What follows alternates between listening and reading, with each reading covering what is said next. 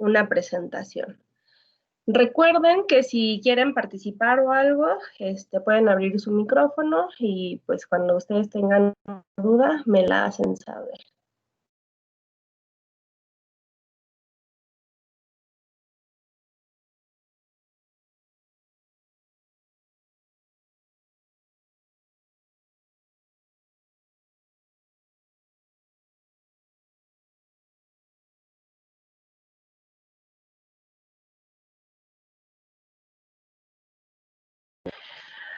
Bueno, entonces, como les decía, vamos a continuar con el tema de diseño estructural de concreto reforzado. Ahora sí ya nos vamos a ir enfocando completamente a este material, a concreto reforzado. Lo que platicamos la clase pasada, pues fue un poquito más de manera general, hablando del proceso de diseño estructural, en donde estaba incluido dentro del proceso general de construcción de una obra.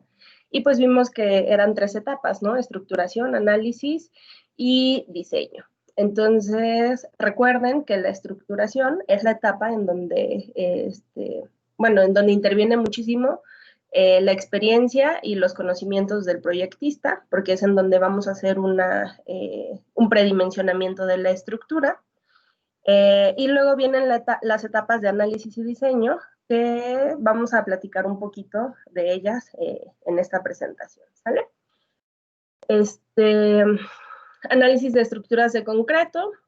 Bueno, primero tenemos que decir que para analizar una estructura, recuerden que hay que idealizarla. ¿Eso qué significa?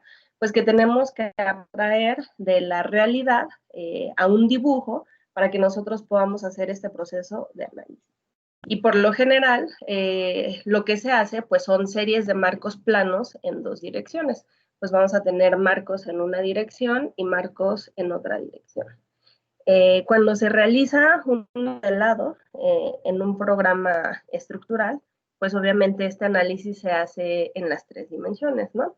Pero nosotros vamos a estar trabajando en el plano y pues de estas series de marcos planos en 2 direcciones, nosotros nos vamos a quedar únicamente con una. Esa sería nuestra idealización.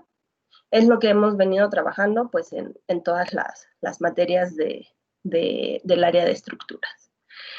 Dentro del análisis también nosotros debemos de buscar las solicitaciones o las acciones exteriores, que son las que inducen acciones interiores de intensidad variable. Acuérdense que aquí lo que vamos a hacer es que vamos a cargar al elemento y que nos van a producir pues esfuerzos interiores, ¿no? Nos van a producir cortante, momento axial y torsión. Luego, debemos de recordar, a ver, permítanme. Debemos de recordar que el propósito fundamental del análisis es evaluar las acciones internas en distintas partes de la estructura. Y para ello es necesario conocer la relación carga-deformación de nuestra estructura. Nosotros vamos a estar realizando análisis elástico, y eso significa que la relación carga-deformación es lineal. Y se puede decir que esta es pues una de las suposiciones o de las hipótesis más simples, ¿vale? Relación carga-deformación lineal, o sea, el esfuerzo es directamente proporcional a la deformación, es la ley de Hooke. Esta es la hipótesis más simple que vamos a considerar y pues es en lo que se basa el análisis estructural. Existen otros tipos de análisis un poquito más refinados, ahorita les platico un poquito de ellos, pero el que vamos a hacer nosotros es análisis elástico, ¿vale? Y aquí también nos habla sobre análisis límite, que dice que supone que las acciones interiores, al llegar a cierto valor crítico, son independientes de las deformaciones. Y aquí lo que se está buscando es el valor de las acciones para los cuales la estructura se vuelve un mecanismo inestable, ¿vale? Este análisis límite también es una de las suposiciones más simples, pero bueno, es con la que se realiza el diseño estructural de miembros de concreto. Ahora, ¿por qué les decía que existen otros tipos de análisis que toman unas suposiciones diferentes? Bueno, aquí vamos a considerar eso, ¿no? Que la carga y la deformación son lineales. Esto entraría dentro de un análisis lineal, elástico lineal. Existen otros análisis que son un poquito más refinados, que serían los análisis no lineales. Y ahí hay diferentes tipos de no linealidad, que puede ser de geometría y del material. Como ustedes saben, en este análisis elástico, nosotros estamos trabajando bajo ciertas suposiciones, ¿no? Por ejemplo, que despreciamos las deformaciones que se generan porque estamos suponiendo que son muy pequeñas. Pero en este análisis no lineal no se desprecian esas deformaciones. Se supone que si esta es nuestra sección transversal, en el análisis elástico, esta siempre va a ser nuestra sección transversal. No va a haber modificaciones ni nada, ¿no? Pero en el análisis no lineal, esta sección transversal, bajo la aplicación de carga, pues sabemos que sí tiene ciertas deformaciones. Y entonces, esto es lo que considera el análisis no lineal. La variación en esa área transversal y la variación que pueden tener en área, en inercia y pues en todas las propiedades geométricas, ¿de acuerdo? Pero bueno, eso es, les digo, eso ya es un poquito más complejo y nosotros nos quedamos con el análisis elástico. A ver. Ahora, pasamos a la tercera etapa, que es el de dimensionamiento de elementos de concreto reforzado. En esta etapa, como ya habíamos comentado, lo que hacemos es que vamos a verificar que lo que propusimos en la estructuración sea correcto o que soporte las solicitaciones que se están generando en la estructura. Nosotros iniciamos colocando un predimensionamiento, o sea, proponiendo bases y alturas o bases y perantes, ¿vale? Entonces, aquí lo que vamos a hacer es que vamos a determinar las propiedades geométricas de los elementos estructurales. Vamos a ver si esas dimensiones que propusimos en un inicio cumplen con lo que se está generando aquí en la estructura. Y también vamos a determinar la cantidad y posición del acero de refuerzo, ¿sale? Aquí puse una imagen de una unión columna-trave y pues se supone que todo esto de acá es lo que nosotros vamos a estar diseñando. En la estructuración lo único que proponemos nosotros son las secciones transversales. Ahí todavía no proponemos acero ni nada, únicamente secciones transversales porque es lo que necesitamos para el análisis. Pero ya en esta tercera etapa de diseño o de dimensionamiento vamos a ver si estas medidas son las correctas y vamos a ver en dónde colocar pues toda esta cantidad de acero, ¿sale? Por ejemplo, si nos enfocamos aquí en la trave, si se dan cuenta, pues tenemos acero de refuerzo en la parte superior y acero de refuerzo en la parte inferior. Y no tenemos acero de refuerzo en la parte intermedia, ¿sale? Entonces, ¿a alguien se le ocurre por qué pasa esto? ¿Por qué colocamos el acero en los extremos? Para soportar los momentos. Para soportar los momentos, exacto. A ver, espérenme. Ahorita estoy compartiendo mi pantalla, chicos. ¿No? Ah, ok. Ah, ok. Sí, sí, la está compartiendo, maestra. O sea, ¿se sigue viendo la presentación? Ah, no, perdón, no. Ah, No. ajá. Ah, bueno. Bueno, ajá, el acero de refuerzo es para soportar los momentos, el momento flexionante, ¿verdad? Porque pues sabemos que el concreto trabaja con presión, pero pues la tensión no es su fuerte. Pero ¿por qué va en la parte superior y en la parte inferior? O sea, ahorita eso ustedes todavía no lo saben, es lo que vamos a aprender aquí. Pero, ¿por qué se les viene a la mente? Acuérdense de sus clases de mecánica de materiales. Ahí más o menos nos dicen por qué. Acuérdense Porque, de bueno, la fórmula del esfuerzo flexionante. Ajá. bueno, cuando está el momento flector, en la parte de arriba, bueno, se pone como compresión y tensión, entonces necesitamos el refuerzo depende del diagrama de momentos, ¿no? Exacto.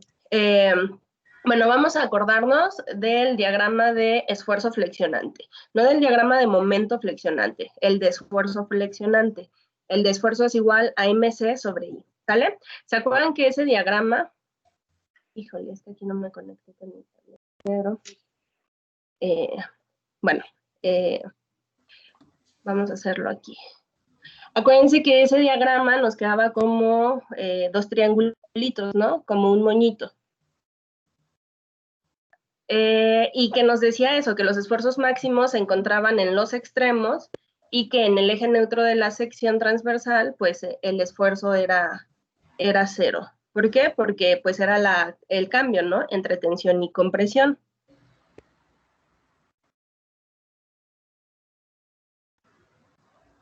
Entre tensión y compresión. Y entonces, pues precisamente por eso nosotros debemos de reforzar la parte superior y la parte inferior.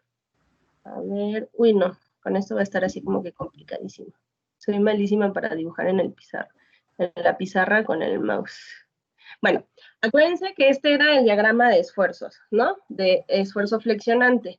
Teníamos el esfuerzo máximo en el extremo, en las dos fibras extremas. Entonces, dependiendo de cómo era la deformación, si teníamos una deformación negativa o si teníamos una deformación positiva, ¿qué iba a pasar? Pues que las fibras se iban a, por ejemplo, en esta deformación negativa, las fibras superiores son las que se tensan y las fibras inferiores son las que se comprimen, ¿sale?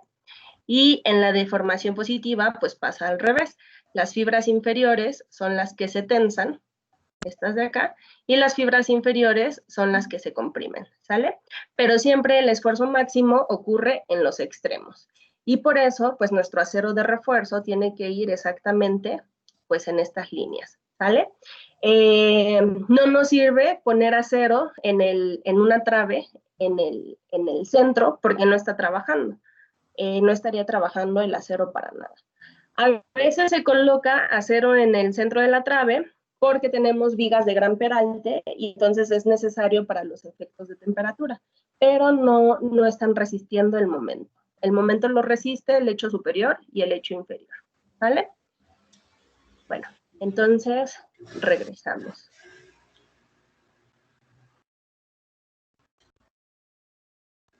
Regresamos a la presentación.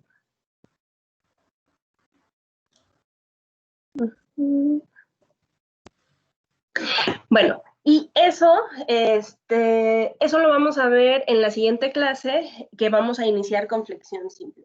Ahí es en donde vamos a ver cuál es el comportamiento y los modos de falla de elementos sujetos a flexión simple, y esa es la teoría en la que se basa pues prácticamente el dimensionamiento bajo flexión de los elementos de concreto, ¿sale?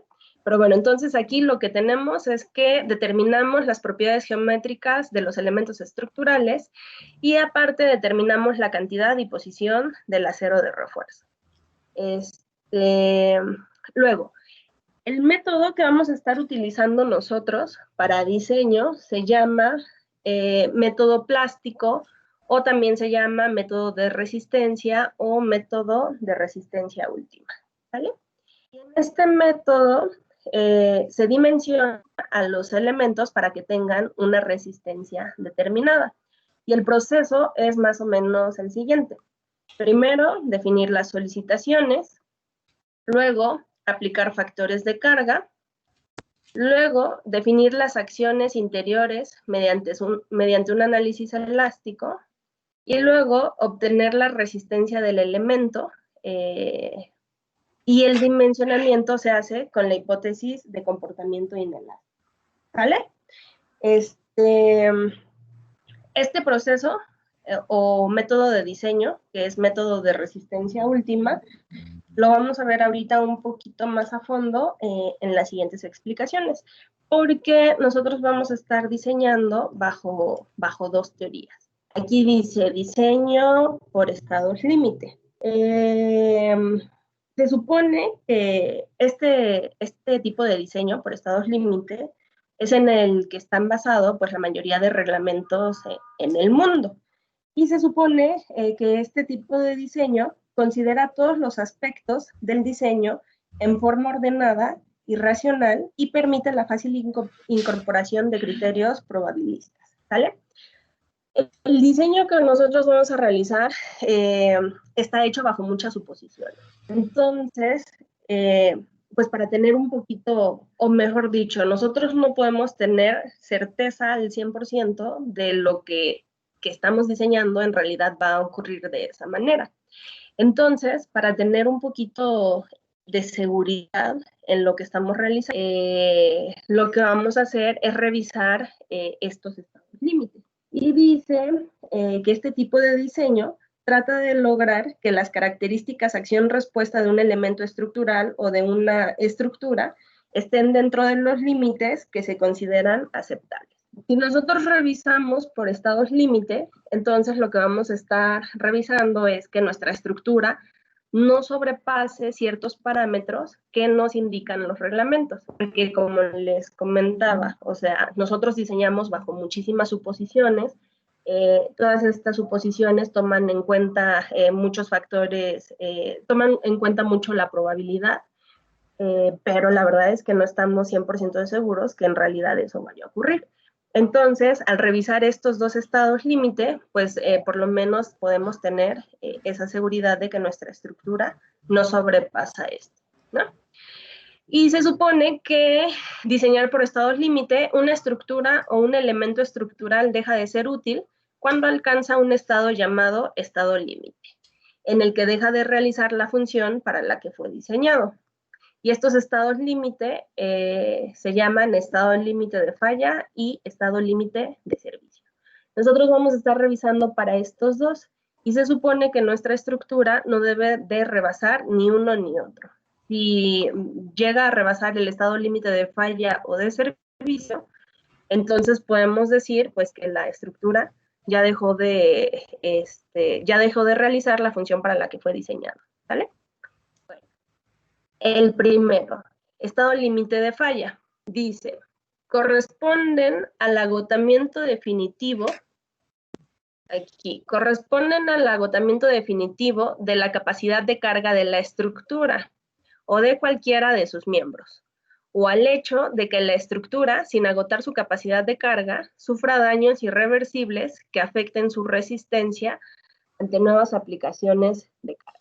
Este es el estado límite de falla y lo que vamos a revisar aquí es la seguridad estructural, ¿sale? Bueno, aquí les estoy poniendo estas imágenes en donde podemos ver que el elemento ya falló, ¿no? Esta es una columna y falló por flexión, por las grietas que se generaron aquí, ¿sale? Hubo pérdida de recubrimiento y vemos la columna toda doblada. Entonces, aquí está pasando lo que dice aquí al principio.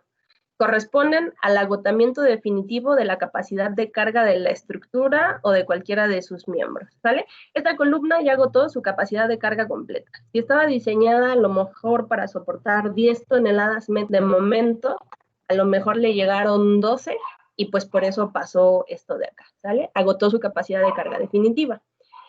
Y esta imagen corresponde pues a esta segunda parte, o al hecho de que la estructura, sin agotar su capacidad de carga, sufra daños irreversibles que afecten su resistencia ante nuevas aplicaciones de carga, ¿vale? Esta columna la vemos aquí fisurada. Sabemos que todavía no la vemos al grado como esta primera imagen, únicamente tenemos aquí las fisuras y esta columna pues todavía está resistiendo porque pues todavía está en pie todo lo de acá arriba, ¿no? Pero sabemos que si vuelve a suceder un evento en donde le demande su capacidad de carga completa, pues no lo va a soportar porque aquí ya tenemos el elemento fisurado y ya no está trabajando al 100. Entonces, a pesar de que aquí no se ve como esto, pues ya llegó a su estado límite de falla. O sea, ya no va a resistir una nueva aplicación de carga. ¿Sale? Bueno, entonces les decía que aquí lo que hacemos es verificar la seguridad estructural. Y esa seguridad estructural la vamos a verificar comparando la resistencia de elementos y la resistencia de la estructura en conjunto contra las acciones que puedan actuar sobre ella. Y en este caso, ¿qué nos dice? Pues que la resistencia del elemento tiene que ser mayor a las acciones que actúan sobre ella. ese es el estado límite de falla. ¿Y cómo vamos a revisar esto? Con este procedimiento, que es exactamente lo mismo que les acabo de decir en el proceso de diseño plástico o de última resistencia. Es el mismo procedimiento, pero aquí lo vamos a desglosar un poquito más. Primero, vamos a determinar las solicitaciones que actúan sobre la estructura. ¿Cuáles son las solicitaciones que actúan sobre la estructura? Recuerden que esto lo vimos en miembros de mampostería y madera, ahí lo vemos un poquito más a fondo. Aquí solamente lo voy a mencionar, pero de acuerdo al reglamento nosotros tenemos 3 tipos de carga que las podemos identificar por la intensidad y por la permanencia en la estructura. Y estas cargas son permanentes, variables y accidentales, ¿vale? Entonces ese es el primer paso, determinar las solicitaciones que están actuando sobre la estructura. Luego nos piden calcular las fuerzas internas S. Estas fuerzas internas son los esfuerzos internos que se generan debido a las de acá arriba. Y estas fuerzas internas, pues sabemos que son cortante, momento axial y torsión, ¿sale? Ahora, para calcular estas fuerzas internas, lo que debemos de hacer nosotros es incluir estos factores probabilistas, porque aquí nosotros ya debemos de empezar a incluir combinaciones de carga. Acá arriba, en el inciso A, pues ya definimos 3 tipos de cargas, permanentes, variables y accidentales. Pero aquí, para calcular estas fuerzas internas S, pues nosotros debemos de ver qué probabilidad va a ocurrir de que estén actuando las 3 o de que estén actuando únicamente 2, ¿vale? Y dependiendo de lo que estemos analizando, es la combinación que se va a generar. Y estas combinaciones son permanentes más variables, y la otra combinación es pues las 3 cargas, ¿no? Permanentes más variables más accidentales.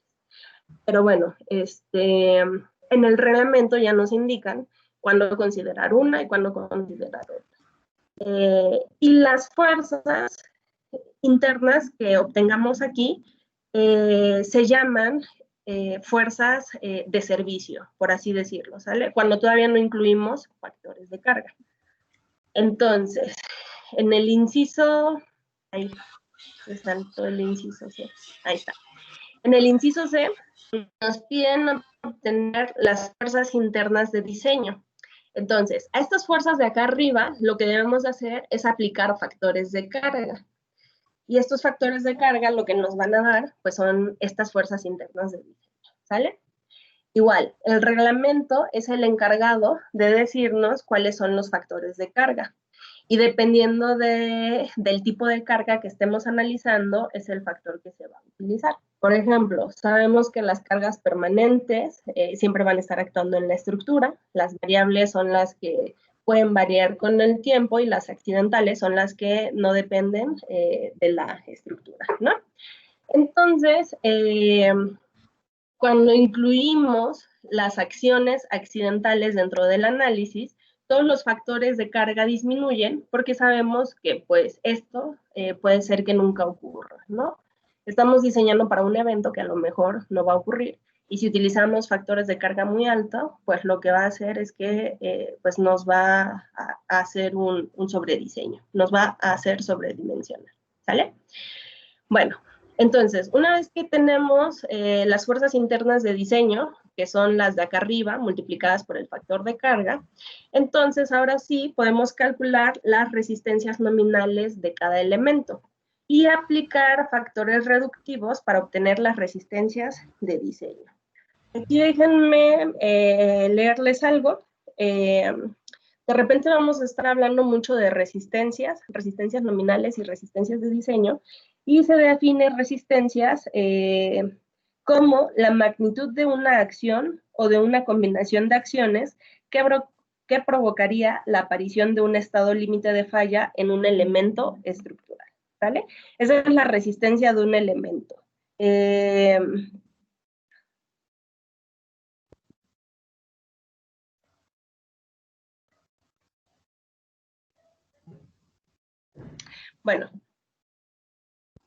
Bueno, la resistencia es la capacidad máxima que va a tener nuestro elemento, ¿sale? La resistencia nominal es la que va a tener el elemento como tal. por sus características geométricas y por el acero de refuerzo que le coloquemos nosotros. Pero la resistencia de diseño es cuando nosotros les aplicamos factores reductivos. Estos factores reductivos lo que están haciendo, pues, obviamente, es reducir la resistencia para incluir todos estos aspectos que les mencionaba, que nosotros no sabemos si en realidad estamos diseñando pues para lo que va a ocurrir, ¿no? Entonces, para no hacer un sobrediseño, mejor dicho, para estar seguros de incluir todo eso, bajamos la resistencia y subimos las cargas. Y el último paso del estado límite de falla es verificar que la resistencia de diseño sea igual o mayor que la fuerza interna de diseño. Esta formulita que tenemos aquí abajo, lo único que nos está diciendo es que la fuerza interna de diseño, Fc por S, debe ser menor o igual que la resistencia de diseño, que es Fr por R. ¿Sale, chicos? Ese es el procedimiento para los estados límite de falla. Recuerden que aquí revisamos la seguridad estructural y lo que estamos revisando es que los elementos, que la capacidad o la resistencia de los elementos sea por lo menos igual a las solicitaciones que se están generando en la estructura. Y por último, los estados límite de servicio. Tienen lugar cuando la estructura llega a estados de deformaciones, agrietamientos, vibraciones o daños que afecten su correcto funcionamiento, pero no su función para soportar cargas. Estos estados límite de servicio revisan a la estructura en condiciones normales y se va a las deformaciones, agrietamientos y vibraciones, ¿sale? Por ejemplo, aquí tenemos una imagen de una losa y pues yo creo que sí alcanzan a apreciar que ya está completamente colgada, ¿sale? Esta losa sufrió una deformación muy grande en el centro del claro porque el espesor de la losa era muy pequeño para la longitud que estaba cubriendo. Esa puede ser una razón, ¿sale? Entonces, ¿qué pasa? Pues obviamente esta losa va a sufrir deformaciones muy grandes que no afectan a la capacidad de carga, o sea, aquí arriba puede estar soportando cargas sin problema, pero obviamente va a afectar el uso cotidiano de la estructura, ¿no? Si esto, por ejemplo, si esta deformación hubiera ocurrido una vez que ya hay muros aquí arriba, que ya hay piso, que ya tenemos mobiliario, pues obviamente, ¿qué pasa cuando se deflexiona? Pues el piso se empieza a quebrar, los muros empiezan a fisurarse. Y les digo, no significa que se vaya a caer, bueno, aquí sí está muy flexionada, significa que pues lo que va a pasar es que va a entorpecer como que el funcionamiento correcto de la estructura, ¿sale? Pero puede seguir soportando cargas. Esta imagen pues es exactamente lo mismo, es una losa maciza, tuvo un espesor muy delgadito para el claro que está soportando, aquí a lo mejor todavía no se ve muy flexionada, muy deflectada, perdón, y pues lo que hacen, o una solución típica, es atravesarle una viga de acero, ¿no? Pero bueno, entonces ese es el estado límite de servicio. Revisa que no haya... ¿Sí? ¿Alguien quiere participar? Ok, bueno, entonces revisa que no haya deformaciones excesivas ni vibraciones muy grandes para que no afecten el correcto funcionamiento de la estructura, ¿vale? ¿Cuál es el procedimiento de este estado límite? ¿Cómo se revisa? Pues nuevamente,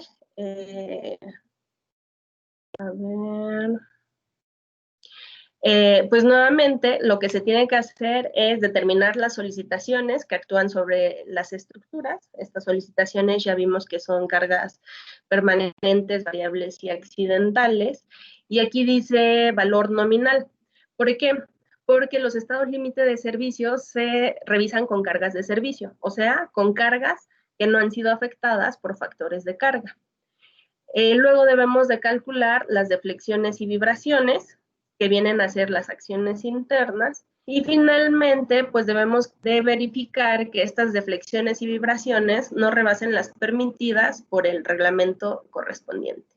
Y eso sería todo, chicos. A ver, ya estoy aquí de nuevo. Entonces, eso sería todo. Lo que tienen que rescatar de aquí es que, pues, nosotros vamos a estar realizando el diseño de concreto con última resistencia, y para eso pues tenemos que hacer un procedimiento, ¿de acuerdo? No sé si tienen alguna duda en cuanto a este tema, alguna pregunta de lo que les acabo de mencionar.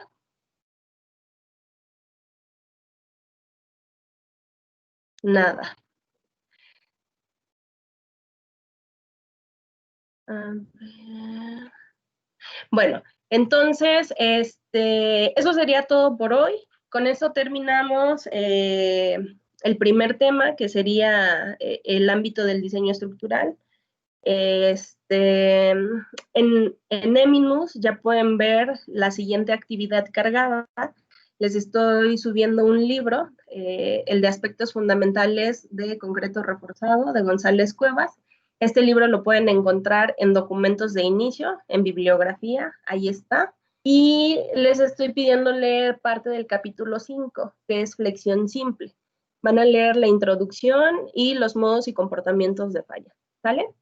Yo necesito que ustedes lean eso para que en la siguiente clase, pues ya iniciemos con la explicación de elementos sujetos a flexión simple y con los cálculos que debemos realizar. ¿Sale, chicos?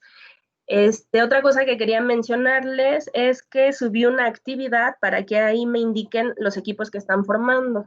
Algunos ya la subieron, pero me parece que todavía hace falta gente. Entonces, les agradecería, por favor, que los que no lo han subido, pues me indiquen cuál es su equipo para poder ubicar a las personas que me escribieron que pues todavía no tienen un equipo asignado.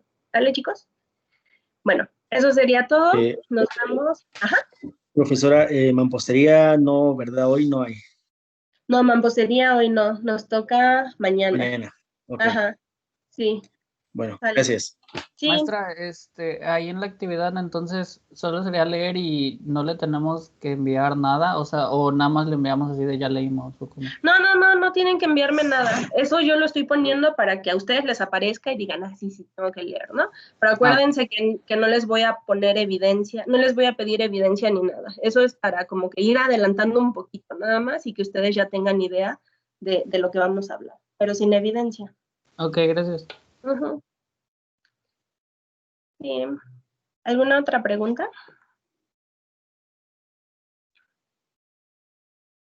Bueno, chicos, entonces nos vemos en la siguiente clase. Hasta luego.